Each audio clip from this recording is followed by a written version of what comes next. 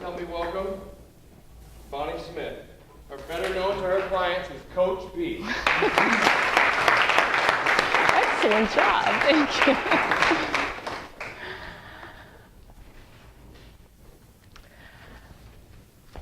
Fellow Toastmasters, honored guest, how do you get motivated, especially when life seems so chaotic? Do you pray? Do you create affirmations?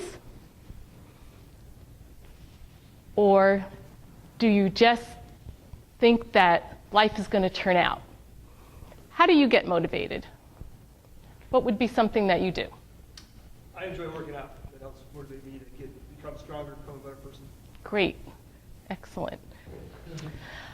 Well, today I'm going to talk about getting motivated, and I'm going to dedicate my speech today in honor of our fellow Toastmaster, Michael Harrick, in really looking at how one can motivate oneself in the space of health. And one doesn't have to be overweight to get on the path of optimal health and create healthy habits. As our Toastmaster mentioned, I was over 200 pounds as a child.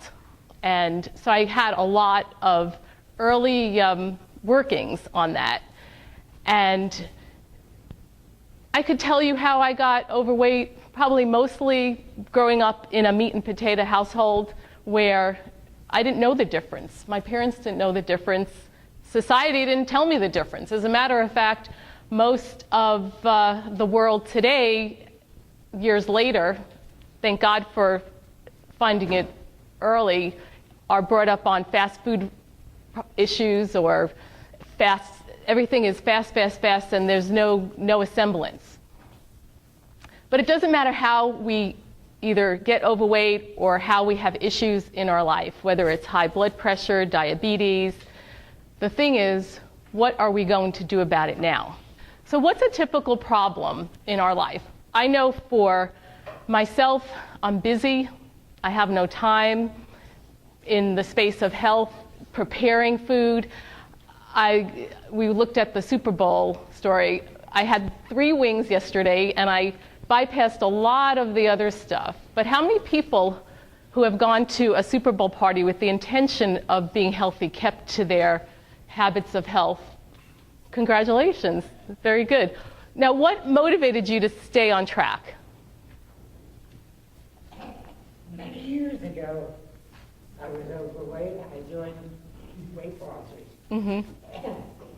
I achieved a goal. I stayed on going long enough to be a lifetime member. Great. Now that is a good reason to stay a lifetime member. That's a very strong goal.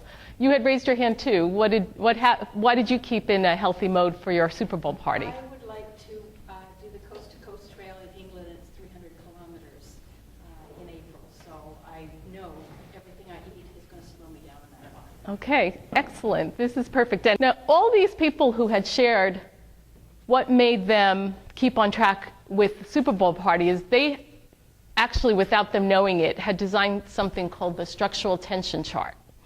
And a simple way of describing it, as I take away the rubber band, is to create something that you're moving towards, attention.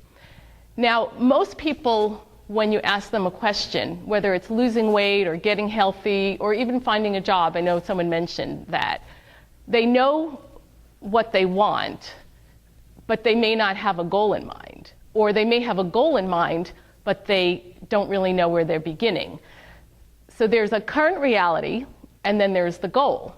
But if you have a goal, and you're just kind of hanging out there, but you don't have the current reality of you need to make sure that you keep healthy so that you can play your games or you can go on your trip, it also doesn't get you anywhere. So a structural tension chart is a simple key thing that actually has you create resistance and has you move towards something. So you have your current reality here, and you have your goal here, and in between are going to be things that you know to do. Now, if you're going to a party, usually you could call ahead in advance, or in my case, we actually brought the vegetables. And even though there were a lot of good things, I actually was excited about having my vegetables and the dip. It didn't have the dip that you mentioned, but it was good. And sometimes I think, oh, I'm missing out on things. But I know for myself, since I do teach the habits of health, and just like every other person who goes through life, is I have to also be accountable to my health.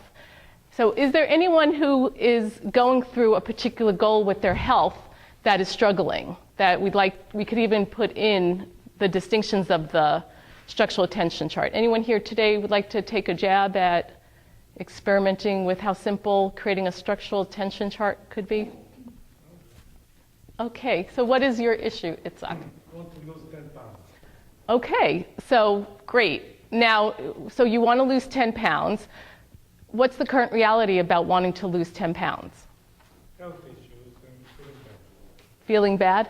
Better. Better, okay. So your current reality is that you have some health issues, which would be where you are right now.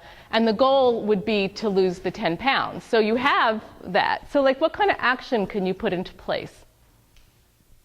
Eating better, exercising. Okay, so eating better, exercising, those are all primary divisions of goals. So now eating better, what would that mean? What would that look like?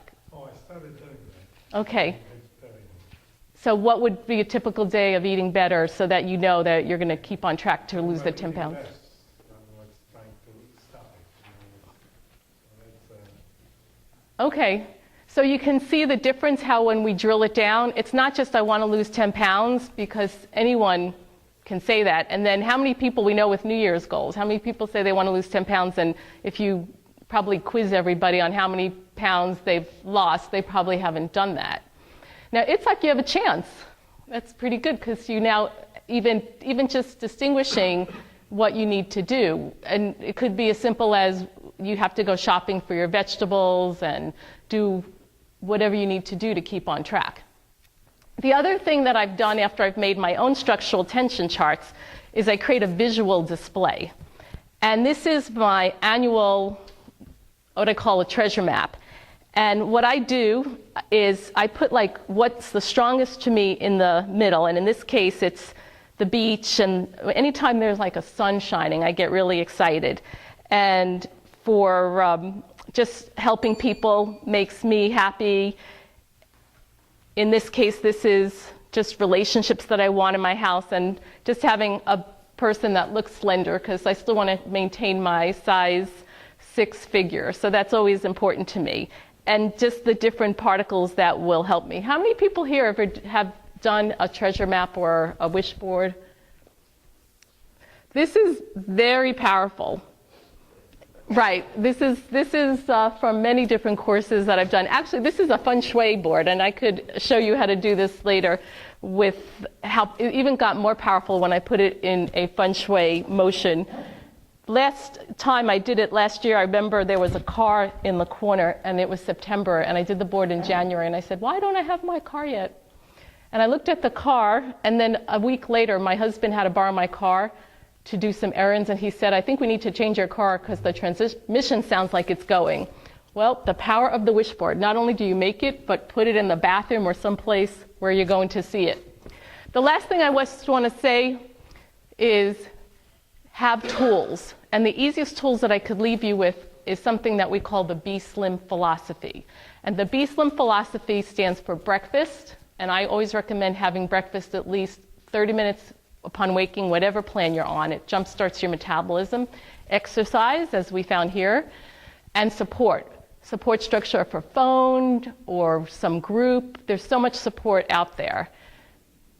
L stands for low fat program or vegetarian or something that's not going to be fried food or high carbs. You can have fun at your Super Bowl party and not have to overdo anything like that.